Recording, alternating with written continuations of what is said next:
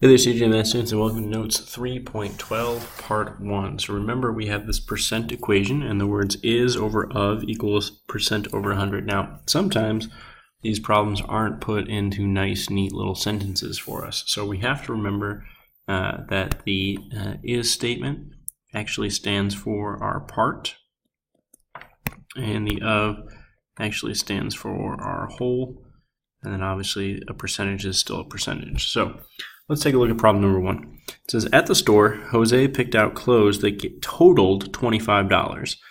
A prize from a contest gave him 12% off that amount. How much will he save? Now, there's a couple ways to do this problem. One is with the percent equation. The other is just to find what's 12% of 25. 25 times 0.12, boom, we're done.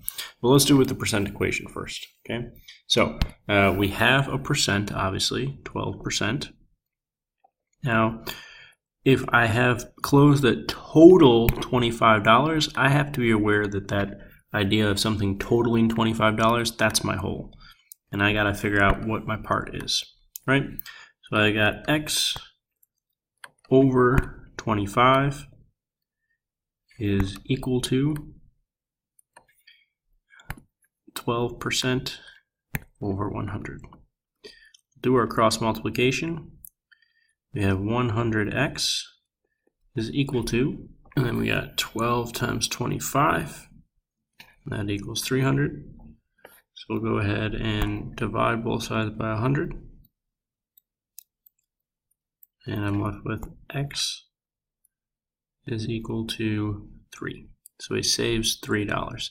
Now again, like I said, I could have also just done 25 times 0.12 to figure out how much I saved. And if I did 25 times 0.12, I get the same thing. I'd still get $3, right? To how much I actually paid, I would have to do 25 times 0.88, right? But it asks for how much we saved. So Brooke is buying $35 worth of video games. She has a coupon that gives her 20% off that amount. How much will our games cost her? So again, if I'm buying stuff that all together is going to add up to 35, that is a whole.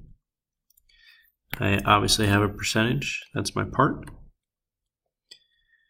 20%, I don't need the percent sign, and I need to find my, percent is my percent, and I need to find my part. So I have X over 35 is equal to 20 over 100. So I have 100X is equal to 20 times 35, which is 700. Go ahead and divide both sides by 100. And I'm left with my answer of x is equal to 7. So I'm going to save $7. Nope, see how I got tricked here? Because I'm going to save $7, I also noticed that my games, the question's not how much will I save, but how much will it cost her? So we got to do some more work on this one. So we also have to do 35 minus 7, and it's actually going to cost me $28.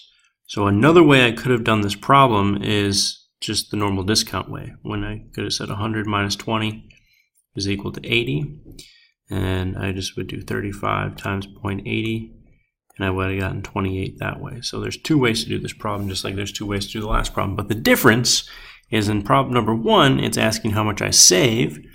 So therefore the percent equation works out perfectly.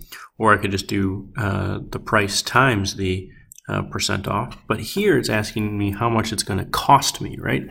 So the percent equation will give me what I save, but then I have to subtract that from the cost.